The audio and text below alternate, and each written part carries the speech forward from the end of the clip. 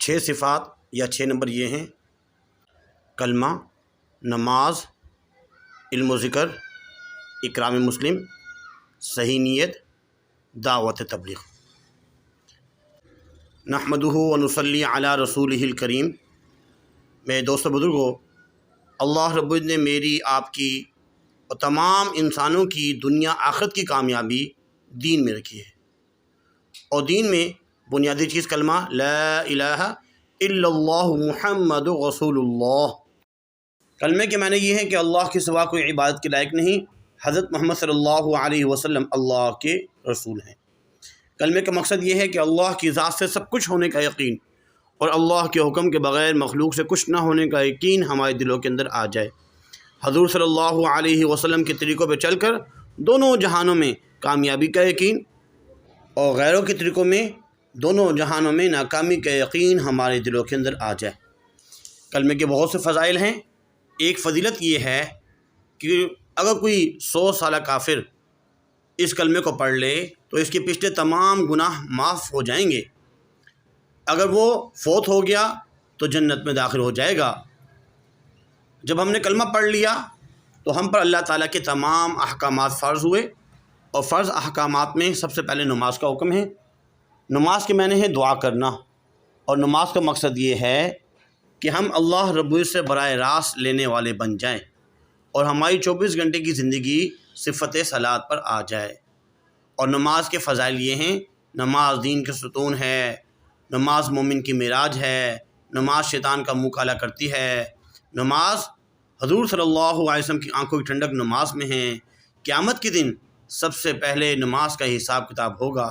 اگر نماز پوری نکلی تو تمام اعمال پورے نکلیں گے، اگر نماز خراب ہو گئی تو تمام اعمال خراب ہوں گے۔ حدیث شریف کا مفہوم ہے: جو بندہ 5 وقت پابندی کے ساتھ نماز پڑھتا ہے، اللہ رب العزت اس کو 5 طرح کے انعام و اکرام عطا فرماتے ہیں۔ نمبر 1، دنیا میں رزق کی تنگی دور کر دی جاتی ہے، قبر میں عذاب ختم کر دیا جاتا ہے، اعمال نامہ دائیں ہاتھ میں دیا جاتا ہے، پل صراط سے بجلی کی طرح سے گزار دیا جاتا ہے، اور بغیر حساب کے جنت میں داخل کر دیا جاتا ہے۔ نماز کو اور باقی تمام احکامات کو سیکھنے کے لیے علم کی ضرورت ہوتی ہے۔ علم کے معنی ہے جاننا، اور علم اتنا حاصل کرنا ہم سب پر فرض ہے کہ 24 گھنٹے کی زندگی میں پاکی ناپاکی، جائز ناجائز، حلال حرام میں ہم تمیز کر سکیں۔ اور حدیث شریف کا مفہوم ہے کہ جو بندہ ایک آیت قرآن مجید کی سیکھ لے تو اللہ رب العزت اس کو 100 نفلوں سے برابر اس کا ثواب دیتے ہیں، اور جو بندہ ایک باب علم کا سیکھ لے تو اللہ رب العزت 1000 رکعت نفل پڑھنے سے اس کو زیادہ اجر عطا فرماتے ہیں۔ علم راستہ ہے اور ذکر اس کی روشنی ہے۔ ذکر کے معنی ہے یاد کرنا، اور ذکر کا مقصد یہ ہے اللہ کا دھیان نصیب ہو جائے، اللہ کا قرب حاصل ہو جائے۔ ذکر کرنے والا زندوں کی طرح ہے، اور ذکر نہ کرنے والا مردوں کی طرح ہے۔ جنت کے 8 دروازے ہیں، اور ایک دروازہ ذاکرین کے لیے مخصوص ہے۔ ذاکرین ہنستے ہوئے اس دروازے سے داخل ہو جائیں گے۔ ایک حدیث شریف کا مفہوم ہے: اگر ایک بندہ بہت سے روپے تقسیم کر رہا ہو اور دوسرا ذکر کر رہا ہو تو ذکر کرنے والا بہتر ہے۔ اس کے ساتھ ساتھ ہم اپنے مسلمان بھائی کا اکرام کرنے والے بن جائیں۔ اکرام مسلم کیا ہے؟ مسلمان بھائی کا اکرام کرنا، اور اس کا مقصد یہ ہے کہ ہم اپنے حقوق کے ساتھ ساتھ دوسرے مسلمانوں کے حقوق بھی ادا کریں۔ حدیث شریف کا مفہوم ہے کہ جو شخص مسلمان بھائی کی بیمار پرسی کرنے جاتا ہے تو صبح سے لے کر شام تک 70,000 فرشتے اس کے لیے مغفرت کی دعا کرتے ہیں، اور اگر یہ شام کو جائے گا تو صبح تک 70,000 فرشتے اس کے لیے مغفرت کی دعا کرتے ہیں۔ اسی طرح ہم چھوٹوں پر شفقت کریں، بڑوں کی عزت کریں، اور علماء کرام کی قدر کریں۔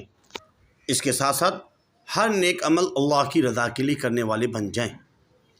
نمبر 5، صحیح نیت، اخلاص نیت، اور اس کا مقصد یہ ہے کہ ہم ہر نیک عمل اللہ کی رضا کے لیے کرنے والے بن جائیں۔ اللہ رب العزت ہماری صورتوں، شکلوں اور مالوں کو نہیں دیکھتے، بلکہ ہمارے دل کو دیکھتے ہیں۔ حدیث شریف کا مفہوم ہے: اخلاص والے ہدایت کے چراغ ہیں، اس کی وجہ سے اللہ رب العزت بڑے بڑے فتنوں کو دور کر دیتے ہیں۔ ایک حدیث کا مفہوم ہے: بنی اسرائیل میں قحط آ گیا اور کھانے کو کچھ نہیں ملتا تھا۔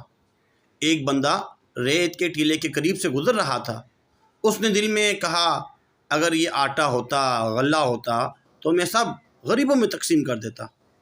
وقت کے نبی پر اللہ کی طرف سے وحی آئی کہ اس بندے کو بتا دو کہ میں نے اس کے اعمال نامے میں اتنے ہی آٹے کا صدقہ کرنے کا ثواب لکھ دیا ہے۔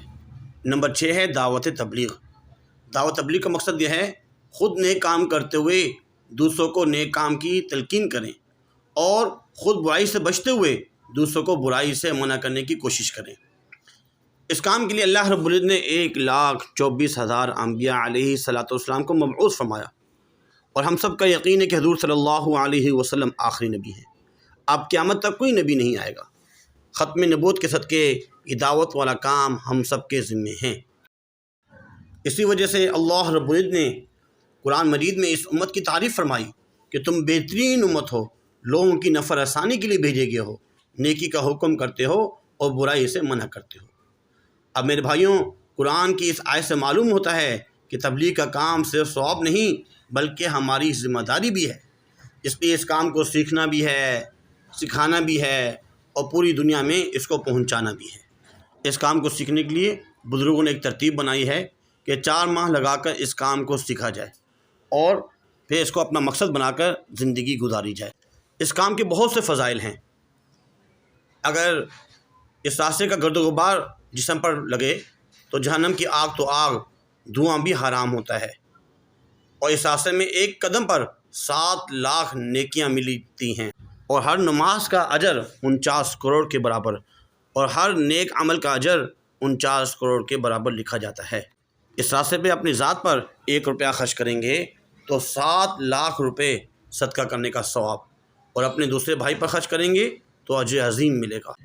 اللہ کے راستے میں صبح یا شام کا لگانا دنیا و ما فیہا سے بہتر ہے۔ جن بھائیوں کے کوائف پورے ہیں وہ تو ملکوں کا ارادہ کریں، اور جن کے ابھی تک 4 مہینے ہی نہیں لگے وہ اس چیز کا ارادہ کریں کہ انشاءاللہ میں 4 مہینے لگاؤں گا اور اس کام کو اپنا مقصد بنا کر زندگی گزاروں گا۔ اللہ تعالیٰ عمل کرنے کی توفیق عطا فرمائے۔ مغرب کے بعد اعلان کا مذاکرہ۔ حضرات ایک اعلان سماعت فرمائیے۔ اللہ رب العزت نے میری، آپ کی، بلکہ تمام انسانیت کی کامیابی دین میں رکھی ہے۔ یہ دین ہم سب کی زندگیوں میں کیسے آئے گا، اس کے لیے محنت کی ضرورت ہے، اور اسی محنت کے بارے میں بقیہ نماز کے بعد بات ہوگی۔ آپ حضرات تشریف رکھیں، انشاءاللہ بہت فائدہ ہوگا۔